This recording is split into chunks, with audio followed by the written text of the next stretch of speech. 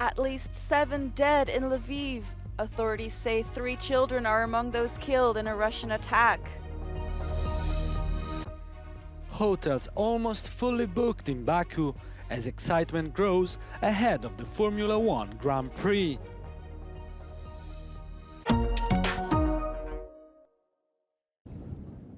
Syrian refugees are being prevented from reaching Europe, then deported back to danger in Syria. And the European Union is complicit. These are the conclusions of a new report. Human Rights Watch spoke to 16 Syrian refugees who had tried to cross to Cyprus irregularly from Lebanon, which hosts 1.5 million displaced Syrians and where hostility towards refugees is on the rise. 11 had been expelled by the Lebanese authorities back to Syria, 4 of them after having been pushed back to Lebanon from Cyprus. Without legal and safe pathways to Europe, they attempt this really dangerous journey, trying to cross the sea to reach a better life in Europe. What we found instead is that the Lebanese armed forces and for their part, the Cypriot Coast Guard prevented them from their continuing their journey. They were also beaten, shoved, handcuffed at times, arbitrarily detained, and really subjected to inhuman treatment before they were, probably the most devastating part of the story, forced to return to Syria, where we know and have documented, as many other organizations have, the way in which refugees, returnees are arbitrarily detained, disappeared, and sometimes killed on return to Syria. The European Union is funding several migration control projects in Lebanon. In May, Commission President Ursula von der Leyen announced a further €1 billion in financial support, including money to equip and train the Lebanese authorities to better manage the borders. Human Rights Watch says EU money is propping up those responsible for human rights violations. There really doesn't seem to be any kind of conditionality or consequence for funding these agencies. In fact, what we've seen with the EU-Lebanon deal, it's almost a reward. Here is another pledge to provide outrageous sums of money without, any kind of conditionality attached to them. The Cypriot government has indicated it wants to secure the new role of European Commissioner for the Mediterranean, which would involve overseeing the EU's migration deals with countries in its southern neighbourhood. Human Rights Watch says the choice would be irresponsible, given the Cypriot authorities' documented pushbacks against refugees. Ukrainian Foreign Minister Dmytro Kuleba and several other senior government officials have stepped down from their positions. The resignations come ahead of an anticipated major government reshuffle. According to the Ukrainian parliament, lawmakers will discuss Kuleba's resignation at their next plenary meeting. Kuleba has been a key figure in Ukraine's efforts to fight off Russia's invasion. He has traveled across the world to mobilize support from Ukraine's international partners. President Volodymyr Zelensky said the changes to the government were to achieve results needed by Ukraine. Russian attacks on Ukraine have increased in recent days, causing destruction and casualties as Ukrainian forces seek to carve out their holdings in Russia's Kursk border region.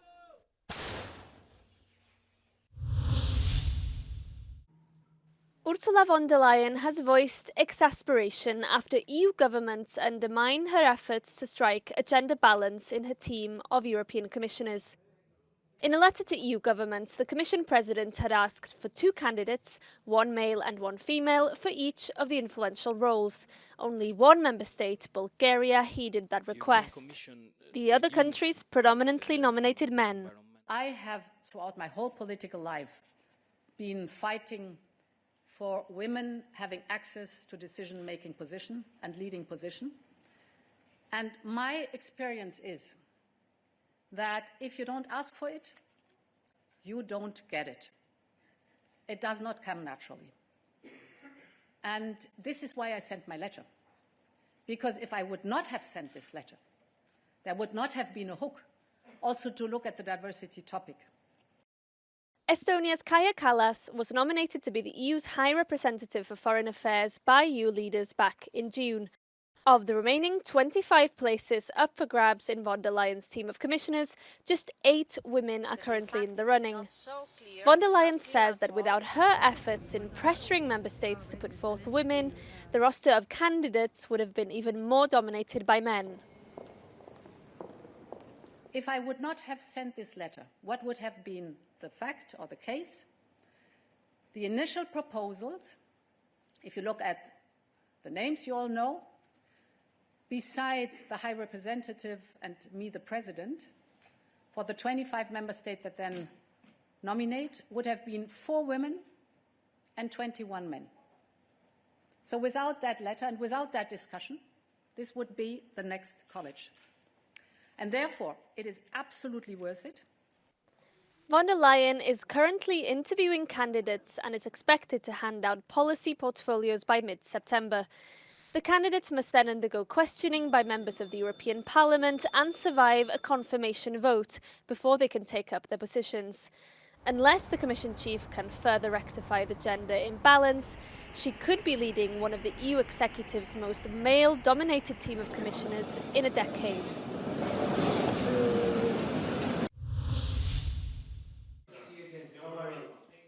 The head of the United Nations nuclear watchdog met with Ukrainian President Volodymyr Zelensky and reassures they will increase nuclear safety assistance to Ukraine. He says they will expand their inspections to include the electricity substations that provide power to Ukraine's power plants. Some of the, not stations, but some of the power lines had been affected. And we indicated already at that time that this was a risk for the plant. The IAEA could or should be looking also at the substations. It comes after Russian shelling allegedly damaged power lines leading to the Zaporizhzhia plant.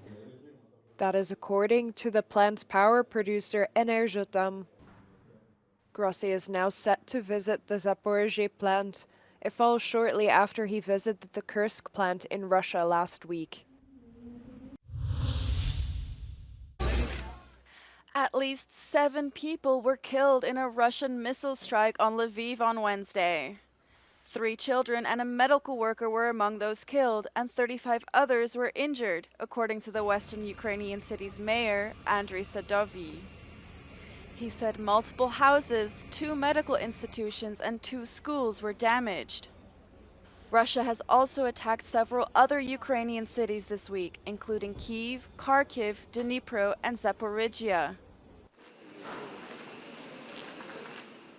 Wednesday's attack comes a day after Russia launched ballistic missiles at a military academy and nearby hospital in Poltava, killing over 50.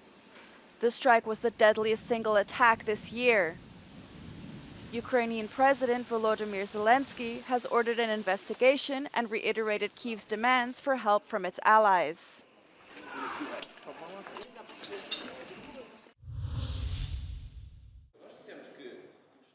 Qashqai's city council is offering affordable housing for teachers who teach in the municipality but have to travel from far away.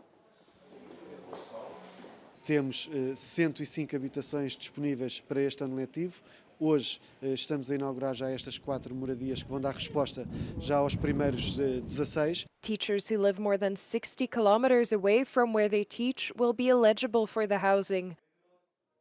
The monthly rent ranges from 150 to 400 euros, depending on the type of accommodation. Since 2017, rent in Portugal has more than doubled. O nosso objetivo é captar talento e captar os melhores professores que venham lecionar para o Concelho de Cascais e que o fator da habitação não seja um entrave a captar esse talento. The council says they will also provide temporary housing for those who are filling in for just a few months. For example, for teachers replacing individuals who are on sick or maternity leave. Securing fresh water should be a priority of the next European Commission, as around 20% of the EU's territory and 30% of its citizens are often affected by droughts and floods. One example is the draconian cuts to water consumption in Catalonia this spring, when the Spanish province declared a drought emergency. Climate change will aggravate the situation, so the Portuguese government is leading an initiative. Investment is key, said the Minister of Environment after a meeting with the European Commission officials on Tuesday. Não viemos pedir mais legislação, não precisamos de legislação para a água, precisamos é que seja considerado no próximo orçamento da União Europeia como uma prioridade e que, enquanto durante este orçamento, que ela seja uma prioridade no Banco Europeu de Investimento. 20 member states signed a letter to the European Commission about water resilience that was drafted by the Portuguese government in July. One key argument is that the economic cost, estimated at around €9 billion per year, could reach €65 billion by the end of the century. So far, this policy has been under the Environment, Oceans and Fisheries portfolio. The minister stressed that water is a resource crucial for many sectors such as industry, energy, agriculture and tourism, and even defence. A não existência de água pode ser e já é em muitas partes do mundo, uma causa de conflitos. E para evitar que isso aconteça, temos que ter acesso a quantidade de água suficiente e de qualidade. The strategic agenda approved by the European Council for the next 5 years commits to strengthen water resilience across the Union and invest in ample cross-border infrastructure.